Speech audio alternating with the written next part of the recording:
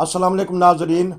हमारी कोशिश होती है कि दुनिया भर से प्यारी-प्यारी शख्सियत से आपको मिलवाया जाए। कल हमने एक जापान से प्रोग्राम किया था, लोगों ने बड़ा पसंद किया, बल्कि इंडिया से पैगाम आ रहे हैं। तो एक दोस्त ने तो ये लिख कह दिया कि असी ते दिल्ली नहीं वेख्या ते जापान किस तरह वेखांगे। बहरहाल ये मिला-जुला प्रोग्राम होता है। तो आज फिर मैंने यूरोप का एक ऐसा मुल्क इंतखाब किया है, तो मैंने सोचा कि वहाँ से जो हालात हैं आजकल पता किया जाए। बीच में नाज़रीन हम हर किस्म की मालूमात देते हैं, कोशिश करते हैं, असाइलम के बारे में, तारकीन वतन के बारे में, काम-काज की बातें करते हैं। एक ऐसी शख्सियत जो हर वक़्त मसरूफ़ रहते थे, जब भी मैं उनसे बात करता तो वो मसरूफ़ रहते थे। तो आज मैंने उनसे पूछा, तो वो कहते हैं मैं फ़ारिग हूँ, मैं बड़ा हैरान हुआ। तो फिर जब पता चला तो आजकल क्योंकि वर्ल्ड कप हो रहा है क्रिकेट का, तो यहाँ भी जोश व खरोश से खेली जाती है, जर्मनी में भी, हॉलैंड में भी। हमारी पाकिस्तानी कम्युनिटी वाले क्रिकेट शौक से खेलते हैं। हम मैं जहाँ रहता हूँ जर्मनी में, वहाँ तो माशाल्लाह बेशुमार ज़बरदस्त किस्म के प्लेयर भी हैं, क्रिकेट खूब खेलते हैं, क्रिकेट से एन्जॉय करते हैं। तो इन्होंने मुझे बताया कि मेरा ना मुश्किल हो गया है, तो मस्कल जिसे कहते हैं, या पट्ठा चढ़ गया। तो मैंने सोचा कि ये बातें हम करेंगे मज़े-मज़े की, कि किस तरह पट्ठा चढ़ गया, कि क्योंकि किसी ज़माना में 1981 में जब इमरान खां भारत गया था, तो वहाँ उनके पट्ठे बड़े चढ़ते थे। तो वहाँ फिर सिकंदर बख्त की गुड्डी चढ़ी, क्योंकि आजकल तज्ज़िया करते हैं सिकंदर बख्त। मैंने बात इसलिए लंबी करती है कि बातों से बात फिर निकल पड़ती है। मैं ज़रा जल्दी से चलूँगा, हमारे साथ हैं ऑस्ट्रेलिया से वियना, जो उनसे एक बहुत ही खूबसूरत शहर है, नसीरुद्दीन साहब। जी, अस्सलाम वालेकुम। वालेकुम सलाम जनाब, क्या हाल चाल है? शुक्र है, सेहत कैसी है शुक्र आपकी? अल्हम्दुलिल्लाह। मैंने कोई लंबी बात तो नहीं कर दी आपके, प्राइवेट बात बता नहीं दिया, कोई नहीं हर्ज तो नहीं है, प्राइवेट बात बता दी है। कोई आप बताएं कि कोई हर्ज नहीं जनाब। ये मस्कल किस तरह, क्रिकेट का शौक किस तरह पैदा हो गया, वहां पाकिस्तान में खेलते रहे? जी, क्रिकेट खेलने का शौक मुझे बचपन से ही था, तो खास तौर पे बॉलिंग कराने का। अच्छा। और जो प्रॉपर क्रिकेट होती है उसमें भी मुझे बॉलिंग कराने का इत्तेफाक हुआ है। अच्छा। तो चूंकि ये खेल है, इसमें तवानाई चाहिए और फिटनेस चाहिए, तो जी। इसके लिए मैंने काफ़ी कोशिश की, लेकिन पिछले चंद दिनों से क्रिकेट से दूर था। फिर अचानक एक मैच आ गया हम्म। और इसमें फिर खेलना पड़ा, तो इस वजह से मेरा मसल पुल हो गया। अच्छा। तो बाकी आहिस्ता-आहिस्ता ये ठीक हो जाएगा इंशाल्लाह। इंशा और आप सुनाएँ, कैसा शुक्र चल रहा है आपका अल्हम्दुलिल्लाह। अच्छा, प्रोग्राम? फास्ट बॉलर हैं? हुँ, जी, मैं मीडियम फास्ट बॉलर हूँ, लेफ्ट हैंड से बॉल कराता हूँ और बैटिंग भी लेफ्ट हैंड से करता हूँ। अल्लाह। तो इस मैच में बैटिंग करते हुए जो है जो है मेरा मसल पुल हुआ है। अच्छा। तो बाकी लेकिन फिर भी मैंने छक्के वगैरह लगाए, अच्छा। तो अपनी अनफिट होने के बावजूद मैंने रनर लेके तो अपनी बैटिंग जारी रखी। नहीं जी, ये क्रिकेट का शौक ऐसा भी इंसान अगर थोड़ा सा जख्मी भी हो जाए या मसल पुल हो जाए, तो उसके बावजूद भी ये शौक ऐसा है कि इंसान दुश्मनी ले लेता है। दुश्मनी से मतलब झिड़कियां खा लेता है माँ बाप से, बहन भाइयों से। लेकिन क्रिकेट का शौक ही ऐसा है, हर पाकिस्तानी दिल और जान से क्रिकेट खेलता है। तो क्रिकेट का वर्ल्ड कप हो रहा है, वो आपने कल अपसेट देखा है, उसको नूरा मैच कहने कहेंगे या क्या कहेंगे, जो हॉलैंड का और साउथ अफ्रीका का हुआ है? जी, क्रिकेट मैच में सबसे वर्ल्ड कप के क्रिकेट मैच में सबसे ज़्यादा दिलचस्पी तो मुझे अपने पाकिस्तान के हम्म। मैचों से होती है। और जो पाकिस्तान और इंडिया का मैच हम्म। जब मैंने देखा, तो मैंने वन साइडेड एक सूरत-ए-हाल देखी, तो फिर मैं तो थोड़ा डिसहार्ट हो गया अच्छा। और फिर उसके बाद मैंने मैच नहीं देखे। अच्छा, कल अपसेट हुआ है बहुत बड़ा, और हॉलैंड ने अच्छा, हरा अच्छा। दिया है साउथ अफ्रीका को। चलें नाजरीन, ये तो थी कुछ हुँ, क्रिकेट की बातें। अब हम कुछ मुल्की हालात के बारे में पता करेंगे, क्योंकि पाकिस्तानी या इंडियन या बांग्लादेश, जहाँ जहाँ हमारा चैनल देखा जाता है, वो ज़रूर जद्दोजहद में रहते हैं, ऑफिशियल आने के तरीके से, गैर ऑफिशियल आने के तरीके से। ऑस्ट्रेलिया में क्या हालात हैं? जर्मनी में तो तारकीन वतन के लिए सख्त पाबंदियां की हैं, बॉर्डर इन्होंने कंट्रोल किया हुआ है, पोलैंड वाला, चेकोस्लोवाकिया वाला, या दीगर जगह पे पुलिस कंट्रोल सख्ती से कर रही है। ऑस्ट्रेलिया की हुँ। हुकूमत का या क्या देखते हैं, खबरें क्या कहती हैं ऑस्ट्रेलिया के बारे में? जी, ऑस्ट्रिया के जो अखबार हैं इनमें ये आ रहा है कि इन्होंने स्लोवाकिया की तरफ से बॉर्डर को सख्त कर दिया है और इसको इन्होंने 4 हफ्ते के लिए बॉर्डर की निगरानी सख्त की है और इसके अलावा दीगर बॉर्डर्स पर भी इसकी निगरानी सख्त हो गई है। हत्ता कि जो ट्रैफिक यहाँ से जर्मनी जाती है उस पर तो कोई चेकिंग नहीं है, लेकिन जब वो जर्मनी से जो ट्रैफिक वापस आती है तो उसको भी ऑस्ट्रिया की हुकूमत चेक कर रही है। तो इस लिहाज से इनके बॉर्डर सख्त हैं, लेकिन जो लोग ऑलरेडी यहाँ पर हैं, उनके असाइलम उसी तरह से चल रहे हैं, कईयों के पास हो रहे हैं, कईयों के रिजेक्ट हो रहे हैं और लेकिन ये है कि जो पहले एक 2015 वाली जो फिजा थी जहाँ सीरियंस आए थे और उनके असाइलम केस पास हो रहे थे, वो अब नहीं, अब मेरिट पे फैसले हो रहे हैं और समझें कि 100 में से 10 के मुस्बत आते हैं और बाकियों के वो केस उड़ा रहे हैं। हाँ, मैं इस तरफ आऊंगा। आप ये तरीक़ेकार के बारे में क्या होता है, मुझे ये बताइएगा कि ऑस्ट्रेलिया को, क्योंकि दुनिया में इस वक्त आपकी आवाज़ जा रही है, तो जिसको ऑस्ट्राइश कहते हैं हम जर्मन लोग, या आप भी ऑस्ट्राइश कहते हैं, ऑस्ट्रेलिया को कितने मुल्कों के बॉर्डर लगते हैं?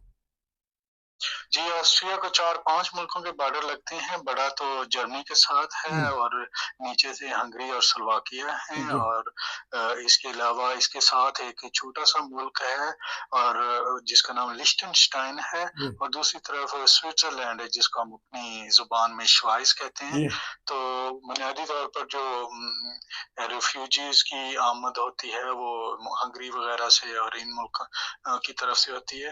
तो इन बॉर्डर्स पे स्लोवाकिया वगैरह इन बॉर्डर्स पे ज़्यादा सख्ती है। नाज़रीन, आपको खबर दी जा रही है ऑस्ट्रेलिया से। ऑस्ट्रेलिया के अखबारात में, मीडिया में ये खबरें आ रही हैं और टीवी पे भी, कि वहाँ सख्ती कर दी गई है, जिस तरह जर्मनी वालों ने सख्ती की है। वहाँ बॉर्डर पे कंट्रोल किया जा रहा है कि बेशुमार हज़ारों के हिसाब से तारकिन वतन उन्होंने यूरोप की तरफ चलना शुरू कर दिया है। फिर यूरोप में वो जब दाखिल होते हैं तो ये एक दो दरवाजे हैं, ऑस्ट्रेलिया भी इसमें शामिल है। हमारे नसीरुद्दीन साहब वहाँ की खबर बता रहे थे कि वहाँ इस वक्त सख्ती है, और ये भी साथ उन्होंने बताया कि जर्मनी से भी अगर कोई जाए, तो जर्मनी से अगर कोई सैर करने जाता है, आजकल शीश पोर्ट हो गई या कुछ भी, तो इतनी सख्ती क्यों कर दिया? जर्मनी वालों के साथ उनको क्या ताल्लुक है इस मामले में? ये बुनियादी तौर पर एक आर्जी फैसला होगा या फिर इसको जारी रखेंगे। हम्म, ये देखना पड़ेगा क्योंकि जर्मनी के साथ टूरिज्म का भी तल्लक है। बहुत जी बड़ी लाइनें लगा देना सड़कों पर, हाँ इससे लोग जो है अपसेट होते हैं। जी तो ये मेरे ख्याल में इस सख्ती को जर्मनी वाली तरफ से हटाना पड़ेगा हम्म, और टूरिस्ट का तो इनका तो बिजनेस है, जी इसलिए इस तरफ ये मेरे ख्याल में ज्यादा से सख्ती नहीं कर सकते। हाँ जी, क्योंकि ट्रेनिंग भी होती है बाज़ दफ़ा, उन्होंने फिर सोचा कि इस ऐसे मौसम में ट्रेनिंग कर ली जाए। नाज़रीन, ये जो जर्मन लोग हैं ऑस्ट्रेलिया जाते हैं क्योंकि ज़ुबान की वजह से, और करीब तरीन है, और सर्दियों में वहाँ शीश पोर्ट कहते हैं जिसे बर्फ़ानी खेलें, उस पे जाते हैं। गर्मियों में वैसे सैर सपाटे के लिए यहाँ से फिर वो स्विट्ज़रलैंड और जिस तरह इटालिया वगैरह जाना हो, तो ये खूबसूरत इलाका है। अच्छा, अब चलते हैं कि जो केस पास हो रहे हैं, कोई पाकिस्तानी कम्युनिटी के भी कुछ केस पास हुए हैं? जी हाँ, पिछले दिनों बहुत काफ़ी केस पास हुए हैं पाकिस्तानी कम्युनिटी के, अच्छा लेकिन वो लोग यहाँ पहले से रह रहे थे। अच्छा ये पहले तो एक बहुत ज़्यादा इनके पास दबाव था रिफ्यूजीज़ का, मेरे ख़्याल में वो कम हो गया है, हम्म, इसलिए अब ज़्यादा वक़्त भी नहीं लगता। 2 साल, 3 साल के अंदर फ़ैसला हो जाता है और ज़्यादा जो जिनको मैं जानता हूँ पाकिस्तानी को, उनके तो मुस्बत केस अच्छा आए हैं, फ़ैसले आए हैं। और इसके अलावा एक अच्छी बात ऑस्ट्रिया की ये है कि अगर आपने असाइलम कर रखा है और आपको 5 साल हो गए हैं और आपने ज़ुबान सीखी है और उसके सर्टिफ़िकेट हैं हम्म, और आप काम कर रहे हैं, इनसे कोई हुकूमत से सपोर्ट नहीं ले रहे, हम्म। तो ये आपको एक वीज़ा भी जारी कर देते हैं कि चलें आप इस मुल्क में रहें और आप यहाँ काम करें। असाइलम केस आपका अगर रिजेक्ट भी हो जाए तो आप उस वीज़े के ज़रिए इस मुल्क में रह सकते हैं और काम कर सकते हैं। नाजरीन, आपको ब्रेकिंग न्यूज़ दी जा रही है ऑस्ट्रेलिया से। ऑस्ट्रेलिया ने भी, हुकूमत ने एक पॉलिसी निकाली है, अगर ऑफिशियल आप काम कर रहे हो, टैक्स दे रहे हो हुकूमत को, कोई मदद ना ले रहे हो, और ज़ुबान का कोर्स किया हो, तो उसमें फिर हुकूमती बात पॉलिसी निकलती हैं पूरी यूरोप में, जर्मनी में भी, कि आपको एक वीज़ा दिया जाता है। उस वीज़े की क्या क्या सहूलियत हैं? यूरोप में जा सकते हैं उस वीज़े पे और पाकिस्तान आ जा सकते हैं? जी, ये वीज़ा उसी तरह से है जिस तरह से काम करने वाला वीज़ा और सबसे बेहतर जो है यही वीज़ा समझा जाता है। अच्छा। इस पर आप कहीं पे भी काम कर सकते हैं और हुँ, यूरोप भी आ जा सकते हैं लेकिन रह नहीं सकते हुँ, और पाकिस्तान भी आ जा सकते हैं और इस पर आप अपनी अगर फैमिली पीछे है तो उसको भी बुला सकते हैं अच्छा। और उसके लिए चाहिए कि अगर आपके पास घर हो और आप इनकम शो करें, हाँ, जितने अफ़राद खाना है तो उस हिसाब से फिर आपको जो है इस वीज़े पर ये सहूलत मुयस्सर है।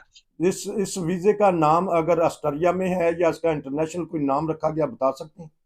जी, जी, इनका ऑस्ट्रियन ज़ुबान में तो रोट वाइस रोट प्लस नाम है इस वीज़े का अच्छा, और अगर दूसरे लोगों को जो बाहर से हैं उनको अगर ये सादा अल्फाज में बताना हो तो कह सकते हैं कि वर्क परमिट।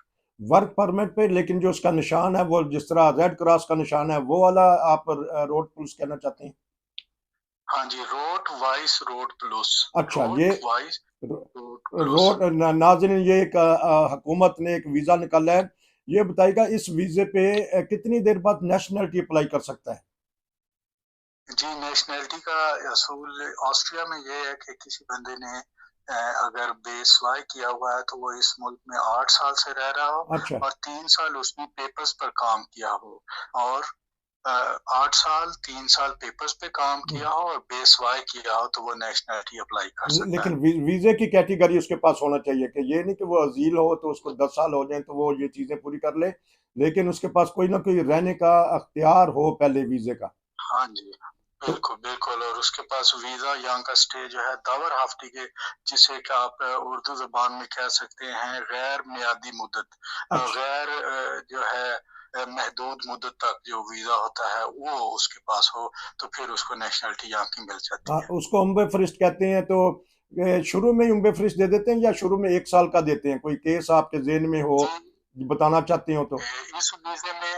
इस वीज़े में पहले तो 1 साल का वीज़ा मिलता है जी, और फिर 1 साल का वीज़ा मिलता है और अगर आप आस्वाई करें और साथ अपनी 3 महीने की सैलरी स्लिप दिखाएँ हर दफ़ा, तो फिर ये वीज़ा बढ़ाते जाते हैं। हाँ, अगरचे आपने B1 किया हो, हुँ, यानी जर्मन ज़ुबान का जो कोर्स है, जी, B1 लेवल वो किया हो, तो फिर आपको 3 साल का देते हैं जी। और फिर 3 साल के बाद 5 साल का देते हैं।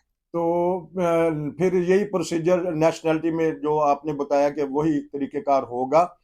तो ये एक नाज़रीन बताई जा रही है खबर आपको कि ऑस्ट्रेलिया में अच्छा स्टूडेंट के लिए क्या-क्या सहूलियात होती हैं? अगर आपने कोई खबर है या कोई जानने वाले?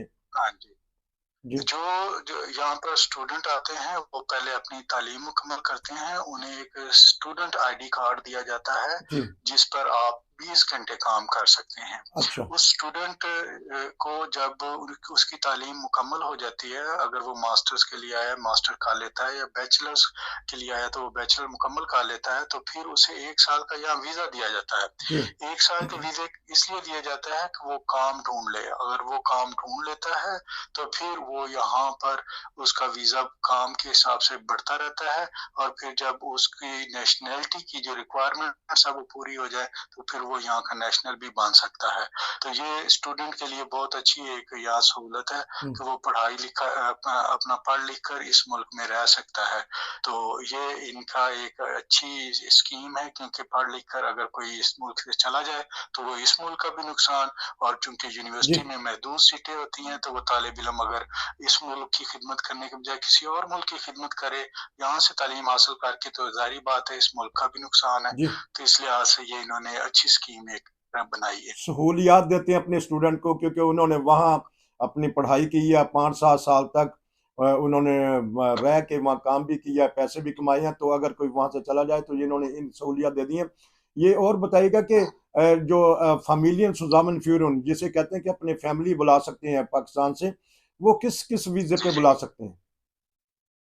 असाइलम पास होने का तो आपको प्रोसीजर पहले असाइलम है, वो तो रेड क्रॉस के ज़रिए फैमिली आ जाती है। हुँ, लेकिन इस वीज़े के ज़रिए भी फैमिली आ सकती है कि अगर आपके पास एक घर हो जी, जिसमें जी, आप जी, अपनी फैमिली को रख सकते जी, हो, यानी जितने अफ़राद खाना है उनके हिसाब से अगर आपके पास घर है, बड़ी फैमिली है तो बड़ा घर हो, हुँ, छोटी फैमिली है तो छोटा घर हो जी, और आपकी आमदनी भी उसी हिसाब से हो कि आप अफ़राद खाना के हिसाब से आपकी आमदनी ज़्यादा हो, तो आप उनको वीज़ा अप्लाई कर सकते हैं और पाकिस्तान से वीज़ा मिल जाता है अगर आपकी सारी रिक्वायरमेंट पूरी हो। तो अब जो माँ बाप को बुलाना चाहते हैं और उनका केस पास हो गया या वह उनके पास नेशनलिटी है, उसका कोई तरीकेकार निकाला है हुकूमत ने कि माँ बाप भी तो साथ होते हैं ना, बात जैसा कनाडा में या इंग्लैंड में है सिस्टम, यहाँ भी कोई सिस्टम निकला हुआ है?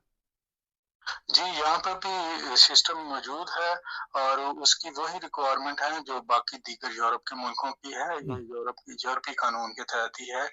आपके पास घर हो और आपके पास उनके वालिदैन को रखने के लिए आपका उनके अखराजात बर्दाश्त कर सकते हो, तो ये मुल्क भी दे देता है और लेकिन उसके लिए यहाँ के मुल्क को साबित करना पड़ेगा कि ये आपके वालिदैन की देखभाल के लिए आपके अलावा और कोई नहीं है, इसलिए वो यहाँ आ रहे हैं। अच्छा, तो अगर वो आ जाते हैं तो उसके बाद फिर वो हुकूमत से हमदर्दी अदारों में जा सकते हैं, क्योंकि बाज़ दफ़ा ये है कि वो कि नहीं रह सकते अपने इकट्ठे, या अखराजात इतने होते हैं जिस तरह इंग्लैंड में है कि उनको फिर हुकूमत देती है, मदद करती है, तो इस मामले में कुछ पता है? जी, ऑस्ट्रिया भी एक सोशल मुल्क है और इसमें भी जो है ऐसे इदारे मौजूद हैं कि जब किसी बंदे की आमदन कम हो तो उसको इमदाद दी जाती है और उसको उसी मुनासबत से रिहाइश में भी सहूलत दी जाती है। उसके लिए ज़रूरी है कि जो बंदा इमदाद के लिए अप्लाई कर रहा है, जिसको चाहिए वो इस मुल्क में मौजूद हो हम्म। और उसके पास ऐसा वीज़ा हो कि जिस पर वो ये चीज़ें हुकूमत से हासिल कर सकता है। ऐसा नहीं कि वो वहाँ से विजिट वीज़ा ले आएँ और कहें कि भई हम तो अभी इधर से सोशल भी लेना चाहते हैं, जी। इधर से हमें रिहाइश भी मिल जाए, तो ऐसा नहीं है। तो क्योंकि यहाँ नॉर्मल ये देखा गया कि किसी की अगर 1800 यूरो तनख्वाह हो, वो किसी से मदद ना लेता हो, तो अपनी फैमिली को बुला सकता है। तो वहाँ कितनी तनख्वाह हो तो फिर हुकूमत एक्सेप्ट कर लेती है उसके पेपर?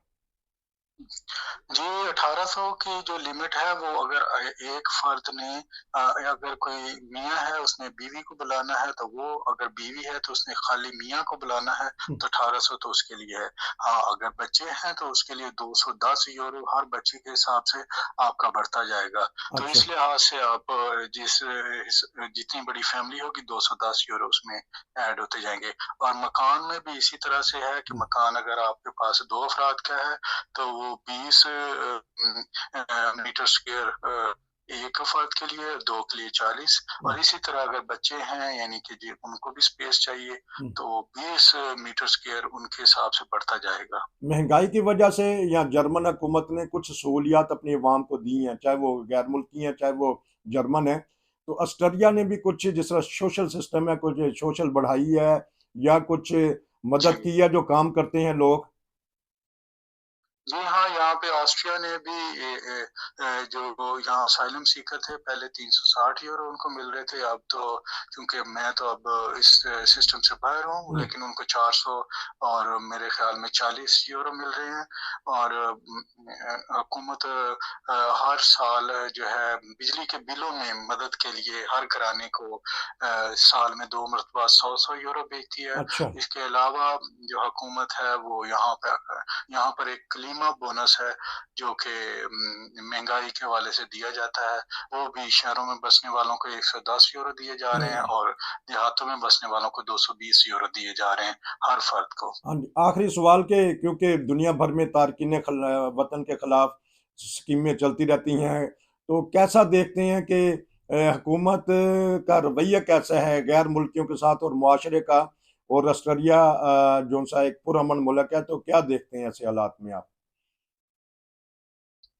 ऑस्ट्रिया में तारकीन वतन जो हैं उनके लिए कोई ऐसी ख़ास मुश्किलात नहीं है। हम्म। लेकिन मुश्किलात तब बनती हैं जब कोई तारकीन वतन कोई ऐसा काम करे हम्म। कि वो हुकूमत की नज़रों में आ जाए और यहाँ की जो मकामी आबादी है उसके लिए कुछ तशवीश का बायस हो। तो तब मुज़ाहरे होते हैं, अखबारों में खबरें छपती हैं, फिर लोगों के अंदर जज्बात बढ़ते हैं, फिर जी। वो नफ़रत का इज़हार करते हैं। ताहम अभी तक ऐसा कोई नहीं है।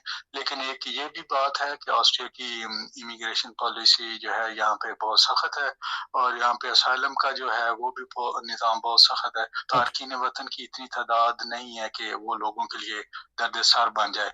लेकिन ये है कि जितने हैं वो अमन के साथ यहाँ रह रहे हैं, ऐसी कोई ख़ास परेशानी नहीं है। आपका बहुत शुक्रिया, क्योंकि 20 मिनट का प्रोग्राम हो गया। नाज़रीन, मजबूरी में लंबे प्रोग्राम करने पड़ते हैं, क्योंकि मालूमात ऐसी हैं, लोग कहते हैं कि ये भी पूछना था, ये भी पूछना था, ये भी पूछना था।